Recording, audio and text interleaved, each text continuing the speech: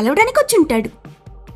Actually Maddy వాళ్ళ అమ్మ నాన్న వెకేషన్ కని వేరే స్టేట్ కి వెళ్లిపోయి ఉంటారు. మ్యాడీ ఒక టీనేజర్. ఇలాంటి ప్రమాదకరమైన సిచ్యువేషన్ లో తోడు లేక తను ఒంటరిగా ఉండడానికి భయపడి టైలర్ కి మెసేజ్ చేసింది. తన నర్వస్నెస్ అర్థం చేసుకున్న టైలర్, నేను మా నాన్న చేసిన అదే తప్పుని చేయను, నిన్ను ఒంటరిగా వదిలేసి ఎక్కడికి వెళ్ళను, మనం కలిసే ఉంటామని మాటిస్తాడు.